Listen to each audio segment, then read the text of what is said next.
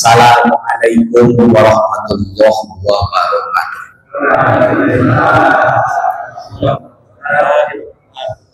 Alhamdulillah wassalatu wassalamu ala Rasulillah wa ala alihi wa sahbihi hidayah. Amma ba'du. Dihadatil mukarram wal muhtaram para alimul ulama wal ulama asatid wal asatidah, ibu-ibu, bapak-bapak, para pengurus KRT-an ataupun KRW-an, khusus Ketua DKM Masjid Al-Ikhwan serta jajarannya, mudah-mudahan ada dalam lindungan Allah Subhanahu wa Ta'ala.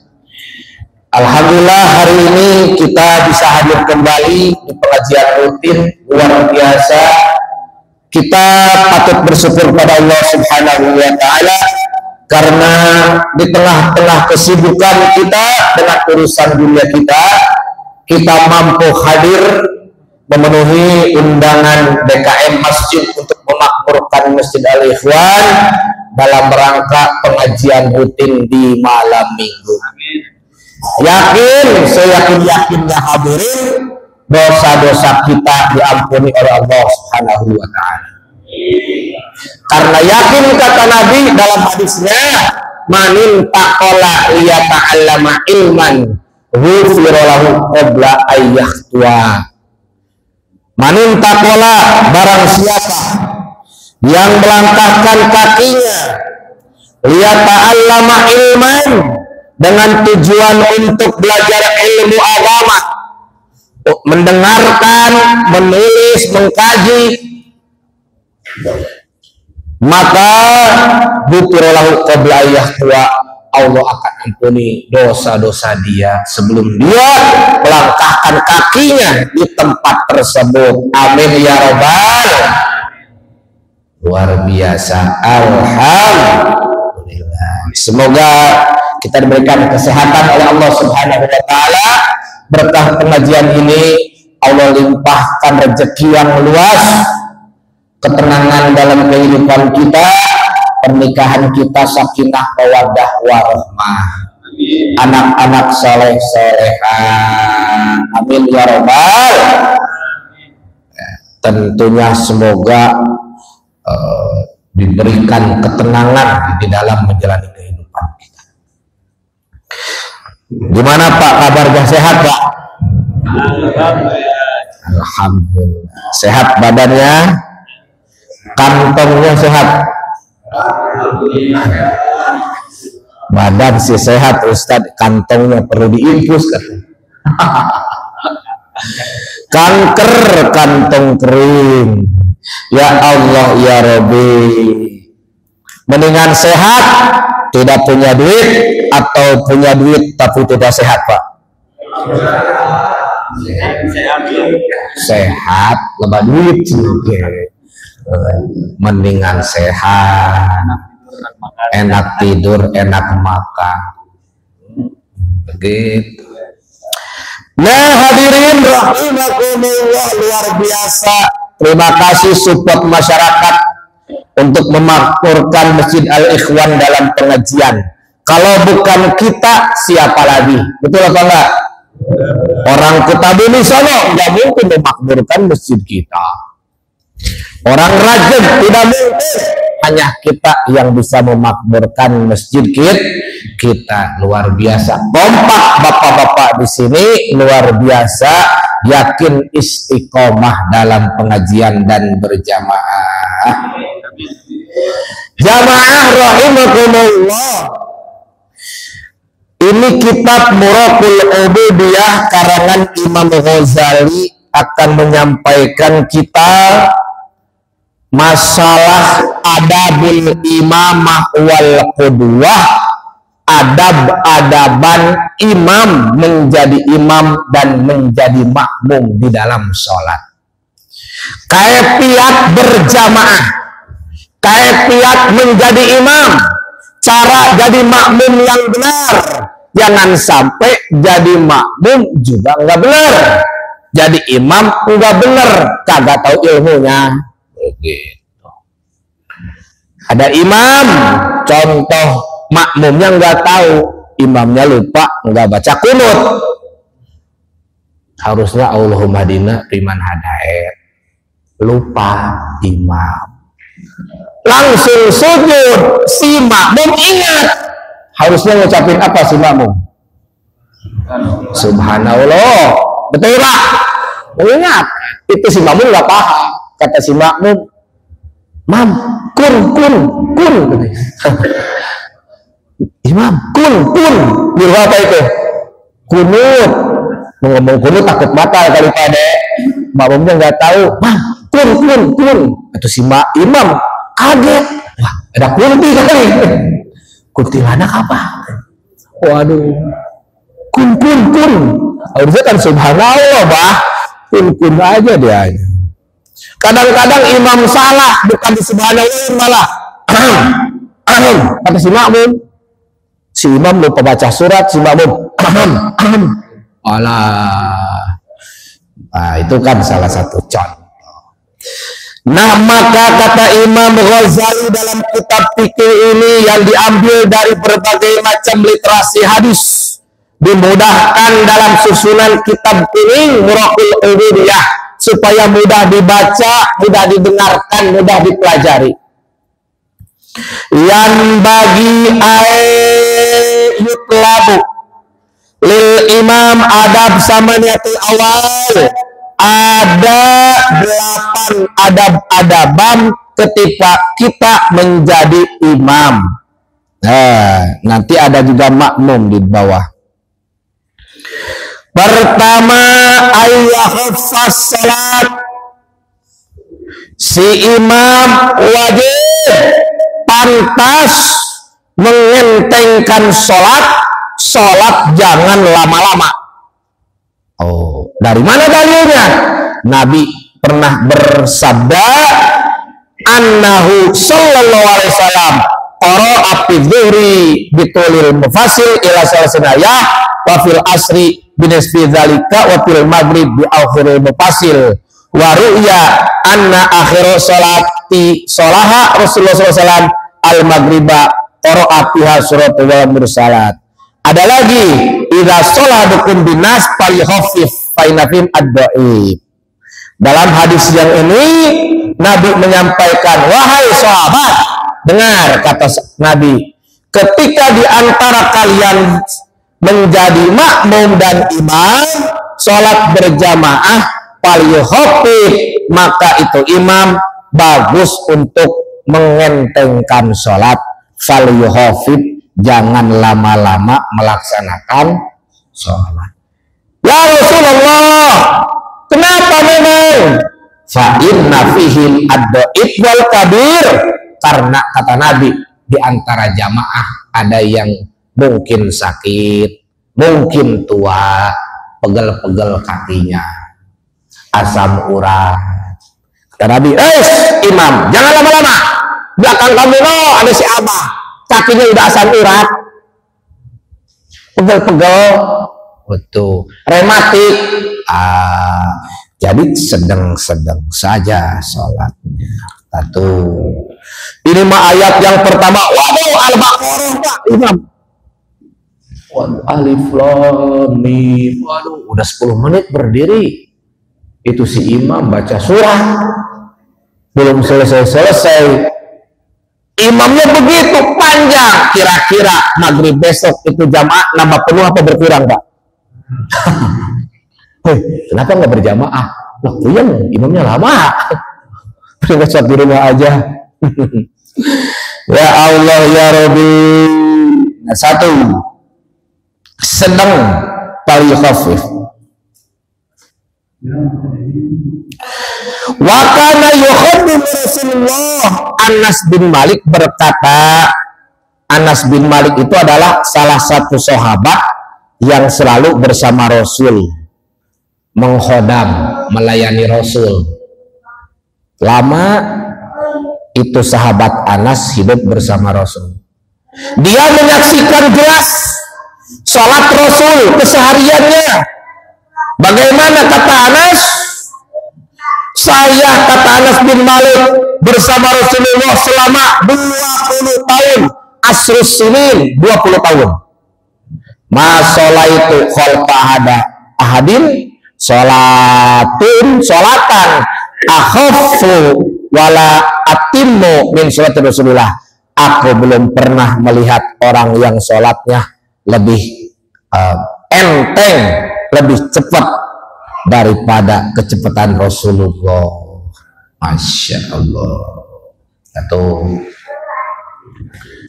Jadi sholatnya yang pertama kondisikan jangan terlalu lama. Nomor 2, la yukabbiru ay al-imam malam yufarrig al-mu'adzin minal iqamah wa malam tastawid sufu.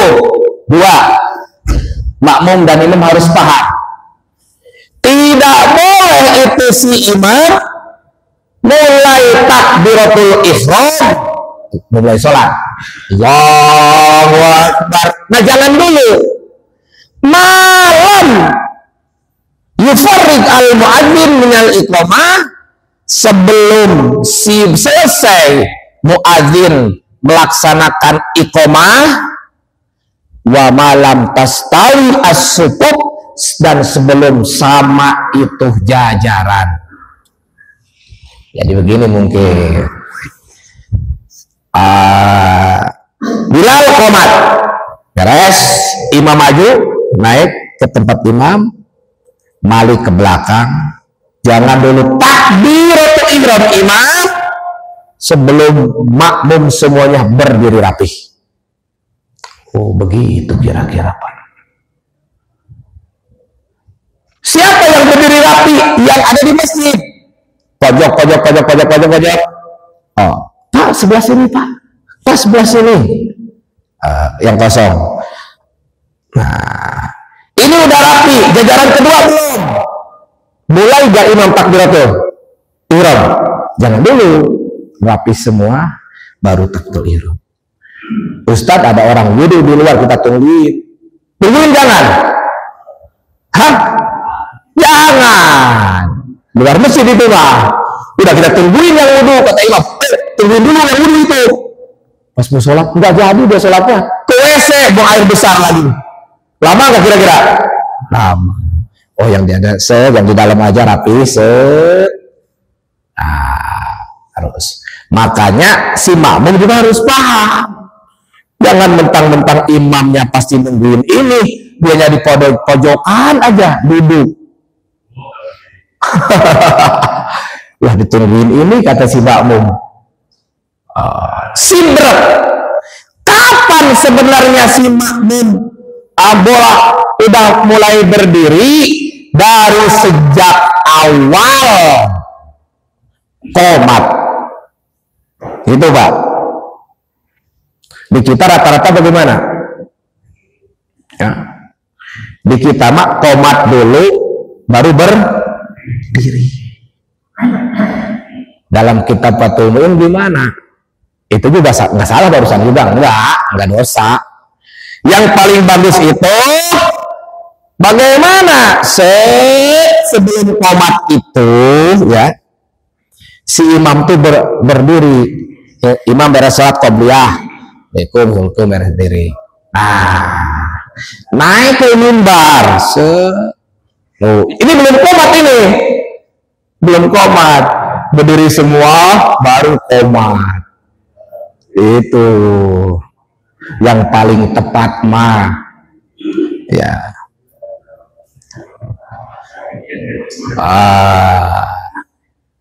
Makanya berdiri itu kapan sebenarnya? Sebelum qomat. Itu kita rata-rata bagaimana? Tidak berdiri sebelum qomat. Tapi benar nggak? Ya sah-sah saja. Ada lagi yang masih mending. Si Bilalnya qad qomatis shalah berdiri. Ada yang begitu Pak ya? Udah qomatis nih katanya berdiri. Padahal tidak apa-apa. Si imam mau qomat, kita jalan ke sini berdiri di depan. Oh, kok berebut di depan? Atau pahala di paling belakang imam gede apa enggak? Siapa sholat yang pahalanya paling besar? Hah? Sop yang mana? Depan yang mana?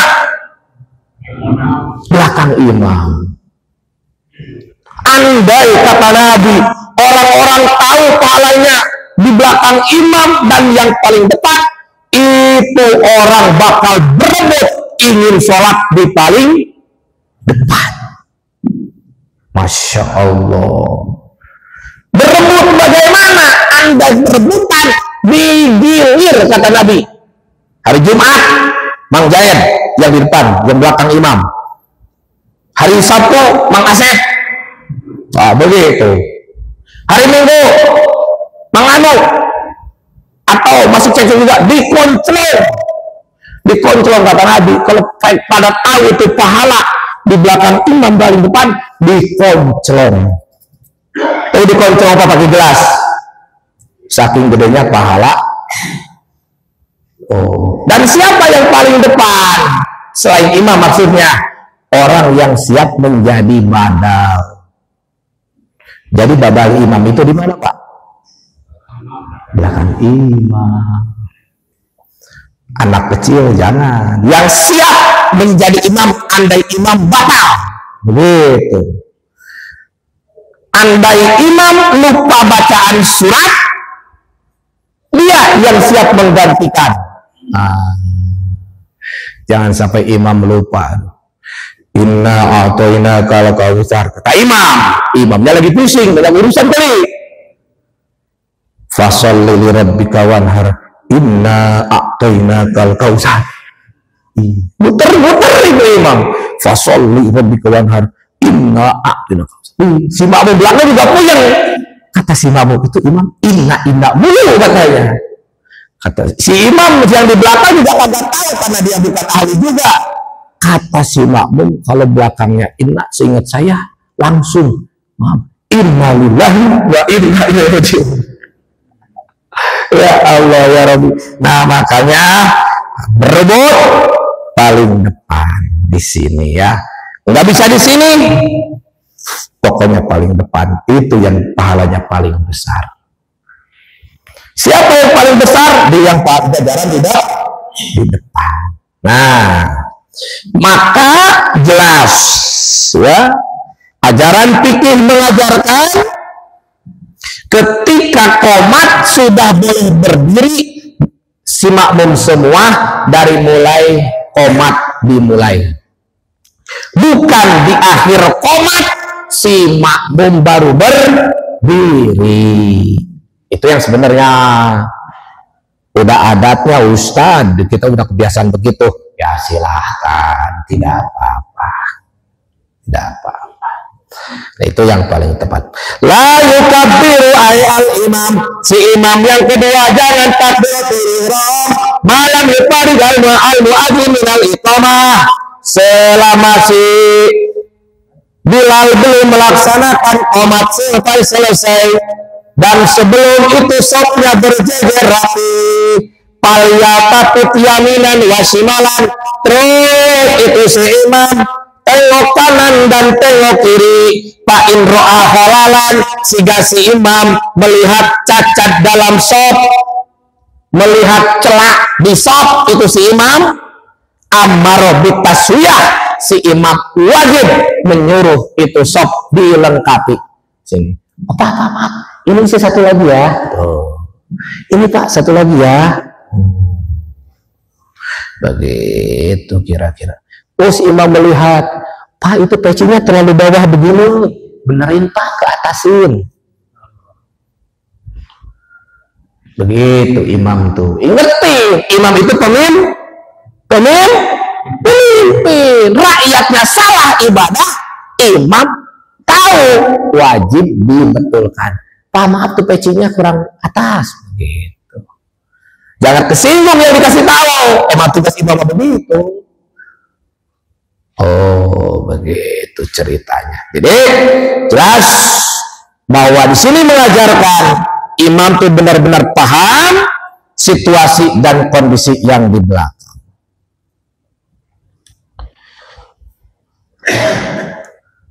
Biqadri istadadun nas, palyatapit yaminan wasimalan.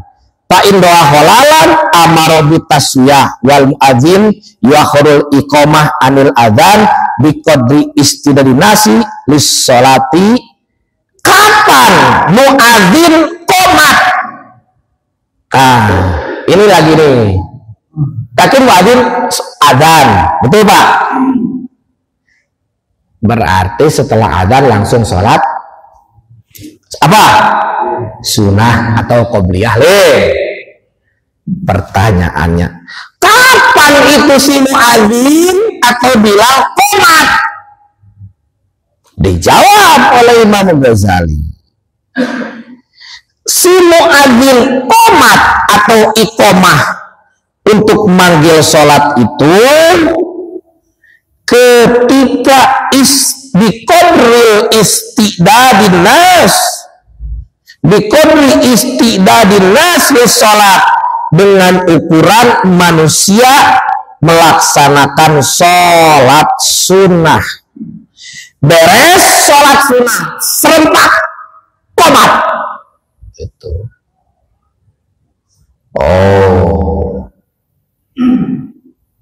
Makanya kita juga harus paham.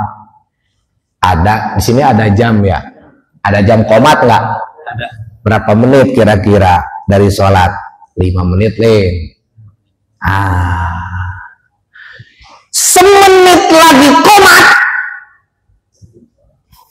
datang orang sholat sunnah. Mana subuh-subuh lagi Pak? Manusia itu dia kata udah lebih lama sudah lagi. Qomat gak jadi tuh muadzin itu. Kadang-kadang begitu Aduh, semua masjid begitu. Nah, ini saya terangkan. Semenit lagi qomat, ada orang seenaknya sholat sunnah. Subuh lagi mau berangkat kerja, pasti bapak nak siapa itu? Ngaku, aduh, saya aja tadi mau sholat dari di Batam mau sholat jadi katanya, nungguin bentar lagi dia datang malah sholat. Manusiawi begitu biasanya, manusiawi. Berarti kalau sudah ada waktu, bapak-bapak sudah nunggu lama, biarpun ada yang sholat, qomat saja udah hajar. Marah dia, panggil mereka, maaf Pak, kan ada jam. Di sini sholat bukan mengutamakan kepentingan bapak, kepentingan jamaah banyak. Ada yang kerja, ada yang persiapkan dagang, ada juga yang udah nggak kuat pengen ngopi, katanya. Oh iya besok, oh gitu. Jangan Pak tepatnya, oh iya. Wah beres, dengan komunikasi mah beres. Jangan marah, bapak ketinggalan sholat sunnah dikomatin sama muadzin. Muadzin mah disiplin karena ada waktunya. Kecuali memang semua orangnya ridho. Semua orang ridho ditelatkan sholatnya gara-gara qobliyah dia. Dia datang. Assalamualaikum Pak, semenit lagi mau qomat. Saya pengen sholat sunnah, tapi kayaknya lewat sholat sunnahnya dari menit yang sudah ditentukan. Kira-kira ridho apa enggak Pak? Enggak ridho Pak, saya dagang katanya. Begitu.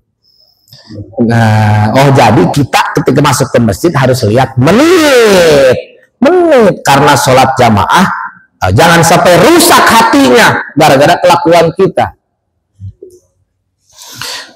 Jadi jelas qomat ada waktunya, diatur. Selama apa qomat? Selama itu sholat sudah selesai. Zaman Nabi sekira-kira sholat selesai qomat, sholat sunnah maksudnya. Di zaman sekarang mah enggak, ada waktunya. Disepakati oleh DKM dari adzan 10 qomat 5 menit. Silahkan dipasrahkan pada DKM dan kawan-kawan aturan seperti apa.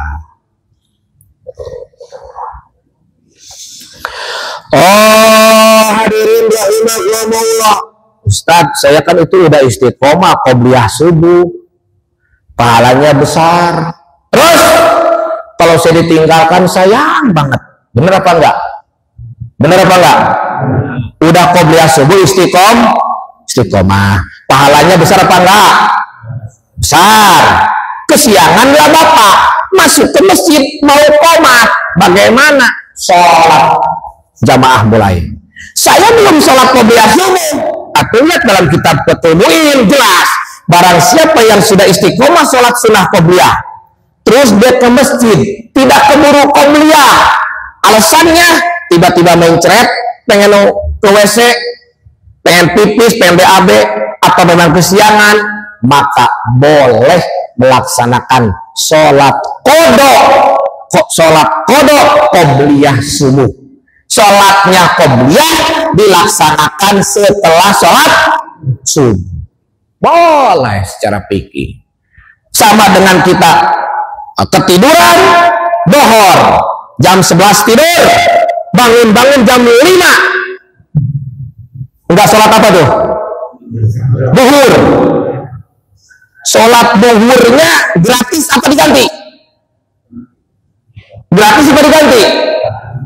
Ganti, enak aja gratis. Kodok ngarana, bener? Sholat subuh sholat duhur di waktu asar sama. Sholat sunnah tanggung jawab ulama, boleh sholat sunnah qobliyah subuh di kodok dilaksanakan setelah sholat fardu subuh, andai itu ketinggalannya tidak disengaja, ketiduran, ke WC, sakit dan lain sebagainya. Karena kita mengejar sholat berjamaah di masjid. Ku ilmu mah gampang, Pak. Gampang, aya ilmu mah gampang, apapun juga. Paling kata orang, beres sholat assalamualaikum, si Abah berdiri lagi, sholat apa kali katanya? Beres sholat jamaah subuh, berdiri lagi. Sholat apa itu? Tidak ada sholat ba'diyah. Wah, emang tidak ada sholat ba'diyah. Apa sholat? Sholat kodok qobliyah subuh. Kok bisa? Tadi saya kesiangan. Oh, ada dalilnya? Ada. Kitab Fathul Mu'in. Jos dah tuh. Oh, itu kalau hasil ngaji begitu bisa. Nah, tapi asal tidak sengaja. Andai disengaja, sholat subuh, udah bangun jam 4, bukannya langsung ke masjid, malah mau cekin kopi, mau duduk, datang ke masjid pengen sholat qobliyah, sudah qomat duluan, tar aja lah sholat sunnahnya dikodok atau nggak bisa. Kenapa? Karena ditinggalkan dengan sengaja. Beda dengan sholat fardu. Abah tidak sholat subuh, terus kesiangan bangun jam 7, nggak disengaja, wajib kodok. Benar? Sholat subuh atau jam 7, kata istrinya, aduh suami saya rajin sholat duha. Tentunya ada kunutnya. Ternyata sholat subuh. Kata istrinya kirain sholat duha, kalau ada kunutnya, kode subuh. Ternyata sekarang tidak sholat subuh, sengaja males, sengaja cuek. Nah, kira-kira wajib dikodok apa enggak? Wajib. Sholatnya mau disengaja ataupun tidak ditinggalkan, wajib dikodok, diganti. Kenapa? Karena itu mak menjadi pokok rukun Islam. Wajib. Ustadz, saya dulu pernah meninggalin sholat. Kapan? 10 tahun yang lalu. Berapa kali? 1 bulan. Sengaja atau enggak? Ada yang sengaja, ada yang tidak. Wajib kodok enggak? Wajib kodok. Yang sengajanya wajib, yang tidak sengajanya wajib. Jangan mentang-mentang sengaja ditinggalin jadi tidak wajib kodok. Enak banget, atau udah aja nggak sekolah kitanya. Bener Pak? Sengaja aja nggak sholat, nggak usah diganti sih. Nah itu aturan agama. Jadi sengaja ataupun tidak sholat ditinggalkan, wajib dikodok. Ya Allah ya Rabbi, karena itu kewajiban. Lanjut. Itu nomor 2 sih. imam takbiratul ihram setelah lihat jajarannya rapi. Nomor 3, yarfaul imam sautahu bitakbirat wala yarfaul ma'mum sauta ila biqadri ma yasma. Nomor 3, beres rapi sop, beres nih takbir imam. Bagaimana ukuran takbirnya? Yarfa'u imam, tinggikan suaranya. Maksudnya imam bersuara, makmum wajib mendengar. Itu maksudnya. Kedengeran sama siapa? Makmum. Makmum, Mbak. Imam tuh jangan Allahu Akbar. Kata si makmum, ini udah mulai apa belum sholatnya? Jangan begitu. Si makmum, imam, Allahu Akbar. Wih, mulai tuh, kata si makmum. Kalau gini, aduh. Jadi si imam takbiratul ihram harus terdengar suara takbir oleh si makmum. Makmum bagaimana? Apakah pelan? Apa sama dengan imam? Oh, wala yarfa'ul makmum, tidak boleh si makmum mengencangkan suaranya sautahu illa biqadri ma yasma, kecuali hanya terdengar oleh kupingnya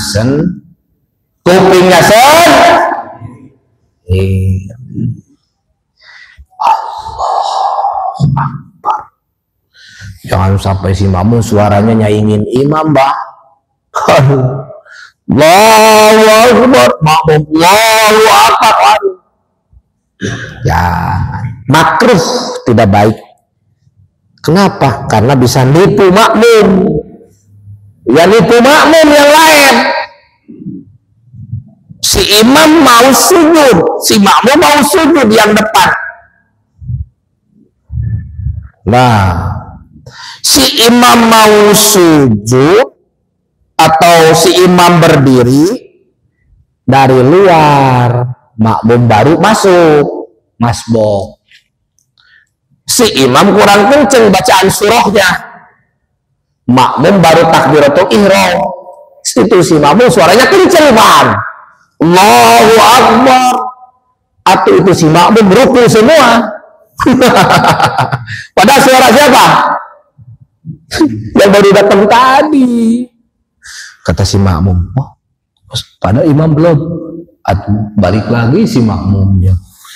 Ketipu, kata si makmum yang lain. Nah, jadi ingat, si makmum tidak boleh mengencangkan suara melebihi imam tentunya, dan hanya terdengar oleh kuping sendiri.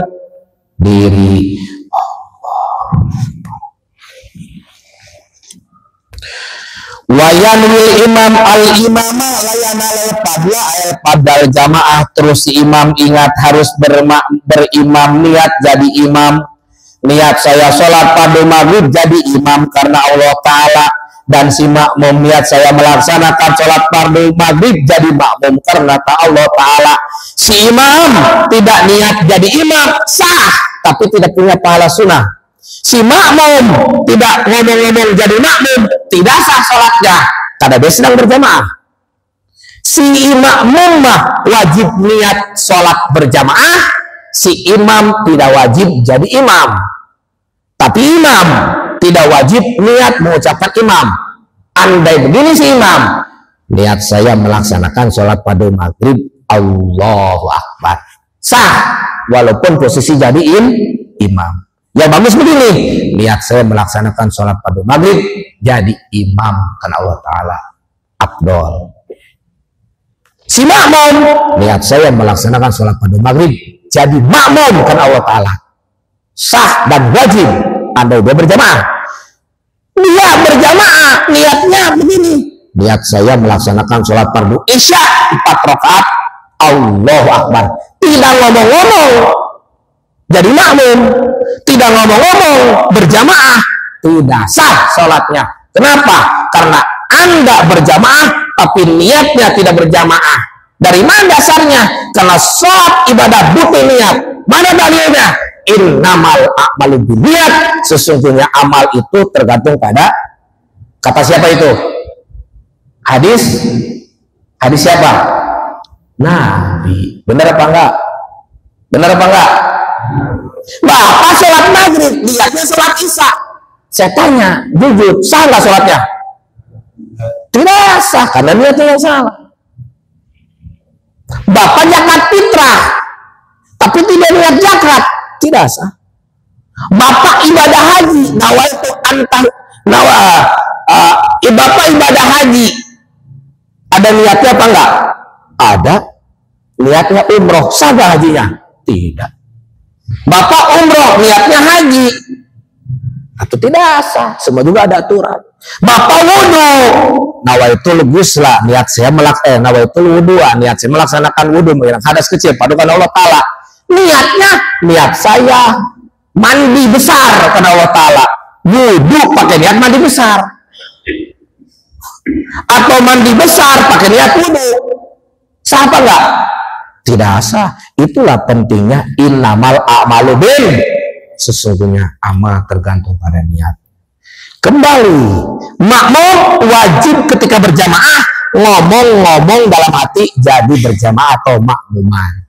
Niat saya melaksanakan sholat padu isya jadi makmum karena Allah Ta'ala. Gitu. Kira-kira sudah begitu apa belum, Pak?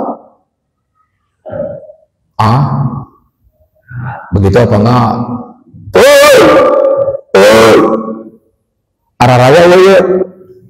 Araya wo. Ayo, lihatnya begitu apa enggak? Insya Allah. Ustadz, saya emang enggak begitu. Terus gimana sholatnya? Saya emang enggak niat. Wes. Tapi berjamaah, ya. Sebelum takbir atau takbir aja saya, Bang. Loh. Enggak ngucapin niat saya sholat padu maghrib? Enggak. Allah. Dari mana itu dasarnya? Enggak pernah diajarin. Oh, berarti Bapak enggak pernah ngaji. Imam Syafi'i niat wajib bareng dengan takbiratul ihram. Imam yang lain boleh sebelum takbiratul ihram. Maka lihat orang-orang pondokan jadi imam sholat pasti takbirnya lama. Allahu Akbar. Kok lama? Dalam hatinya bareng. Niat saya melaksanakan sholat padu maghrib 3 rakaat menjadi imam karena Allah Ta'ala. Gitu. Pasti madhab Imam Syafi'i begitu. Ada begini, Allahu Akbar. Ada apa enggak? Ada apa enggak? Niatnya kapan itu? Enggak tahu. Aduh, husnudon, mungkin dia niat sebelum takbiratul ihram. Berarti gini, niat saya melaksanakan sholat padu maghrib 3 rakaat menjadi makmum karena Allah Ta'ala. Allahu Akbar. Harus begitu. Jangan tiba-tiba langsung takbiratul ihram. Dalilnya dari mana? Nabi mengucapkan innamal a'malu. Innamal a'malu.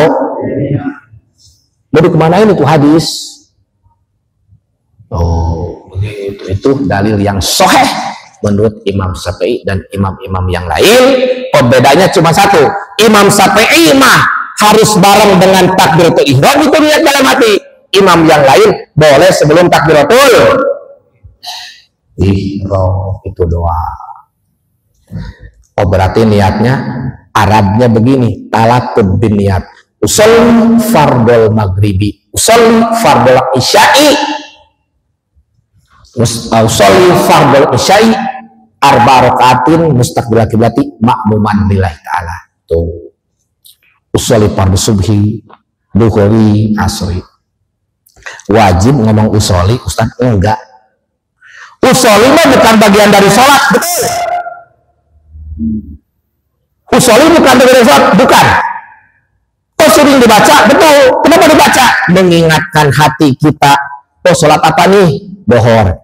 Usolli fardhu dhuhri arba rakaatin.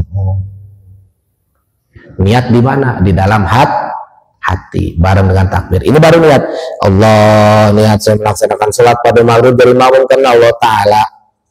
Orang Sunda mah Allah, sejak abdi ngalaksanakan sholat pada maghrib karena Allah Ta'ala. Jadi makmum karena Allah Ta'ala. Orang Sunda. Nah ini masalah niat harus serius. Jelas dalilnya innamal a'malu binniyat. Tidak boleh langsung Allahu Akbar. Enggak niat, aduh. Sedangkan rukun sholat yang pertama adalah niat. Mana niatnya? Imam Ghazali mengajarkan, Imam Syafi'i mengajarkan, usolli fardol maghribi makmuman karena Allah Ta'ala. Atau tambahin salah sarakatin mustaqbilal qiblati. Sependek-pendeknya usolli fardol maghribi lillahi ta'ala. Kalau sendiri. Kalau berjamaah sependek-pendeknya usolli fardol maghribi makmuman lillahi ta'ala. Bahasa Sundanya, bahasa terjemahnya, niat saya melaksanakan sholat fardu maghrib jadi makmum karena Allah. Kalau berjamaah, tidak berjamaah tidak usah pakai makmuman. Gampang. Jadi nggak begini. Dah mau kemana? Mau sholat maghrib di Al-Ikhwan. Itu mah bukan niat datang ke masjid Allahu Akbar, bukan. Itu mau ditanya orang mau kemana gitu. Nah hadirin jamaah rahimakumullah, ini Isa berapa menit lagi Kang? 5 menit lagi. Ini ada 8 sebenarnya, tapi ini baru 3. Kira-kira selesai lanjut. Semoga ada yang bertanya dulu Pak. Oke, silahkan Pak. Waalaikumsalam. Di sini masih ada orang imam sudah baca surat yang panjang. Betul. Sehingga kalau dia ada kesalahan, si makmum nggak bisa benerin. Oke. Sudah diingatkan, kalau bisa imam jangan terlalu panjang baca surat. Karena makmum kita kan udah banyak hati-hati, banyak di lama juga tapi apa katanya? Ya kalau nggak bisa berdiri pakai bangku. Nah sekarang pertanyaannya, kalau di depan pada pakai bangku, gimana ceritanya di sholat? Kenapa sih nggak disimpel aja gitu? Jadi kalau bisa ya memahami ada imam yang selalu membaca surat yang panjang. Atau Pak Ustaz tadi kan perhatikan makmumnya. Tapi kadang beda. Mereka kayak menunjukkan apa sih? Beda bisa.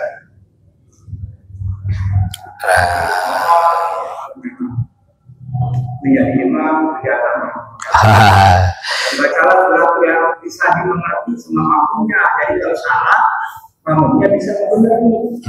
Itu aja Ustaz. Ya memang yang paling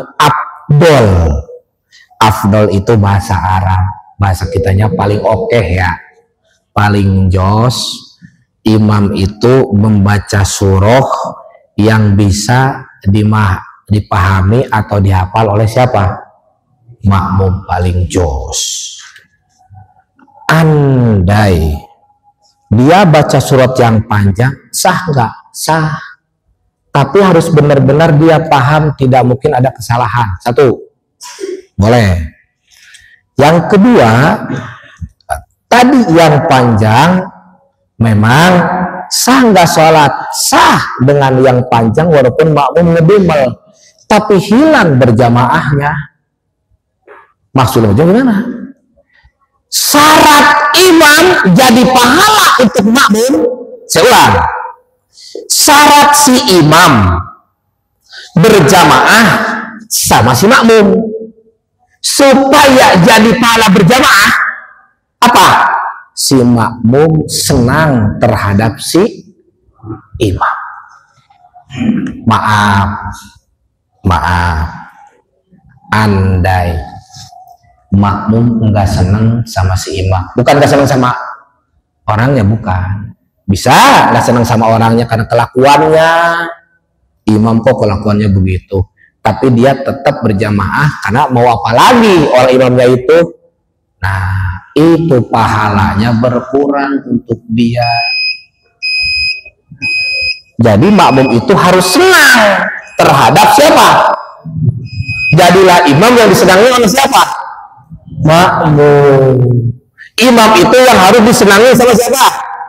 Makmum. Kalau dari awal, waduh panjang nih dia mah, waduh pahalanya berkurang untuk si makmum itu. Tugas siapa itu menyelesaikan itu? Didiskusikan jika imam ada yang begitu dengan DKM. Ada ketua DKM-nya, ada jajarannya. Ketua DKM juga segan misalkan, diskusikan baik-baik. Nah, karena itu demi kepentingan bersama. Begitu kira-kira. Jadi luar biasa ini pelajarannya, mudah-mudahan bermanfaat. Gitu Pak ya. Boleh sebelum adzan ada yang lain lagi Pak? Ya silakan Pak. Waalaikumsalam warahmatullahi wabarakatuh. Saya ini kalau saya pernah mendengar itu ada seorang ustaz itu yang menyampaikan bahwa kalau misalnya bacaan Allahnya panjang itu artinya adalah apakah ada makna yang berbeda? Allah Akbar, mungkin Allah Akbar, apakah Allah Maha Besar? Jadi penjelasannya. Baik, terima kasih. Bagus pertanyaannya Riba nih. Terima kasih. Pengucapan lafaz Allah yang menjadi berubah makna ya, adalah ketika pengucapan panjangnya bukan di huruf lam jalalah, tapi di huruf hamzah. Ya. Apa bedanya hamzah sama alif? Sebelum saya jawab dulu, Pak, hamzah sama alif sama apa enggak? Ayo kira-kira pelajaran bahula yuk ingat baik. Hamzah sama alif sama apa beda? Beda. Coba kita ada baik beda. Benar beda. Naon bedana? Betul. Hamzah menerima harkat. Alif mah tidak menerima harkat. Alif mah huruf mati. Apa huruf penambah? Alif oh iya. Nah hamzah. Orang ngomong hamzahnya Allahu Akbar itu bermakna apakah Allah itu maha besar. Kalau gini mah Allahu Akbar tepat, berarti Allah maha besar. Kok ada 2, 4, 5? Oh betul. Pengucapan lam jalalah dalam lafaz Allah wajib minimal 2 harokat ketika di dalam sholat. Allahu Akbar maksimal 14 harokat. 7 alif ya berapa itu? 14 harokat. 14 harokat. 1, 2, 3, 4, 14.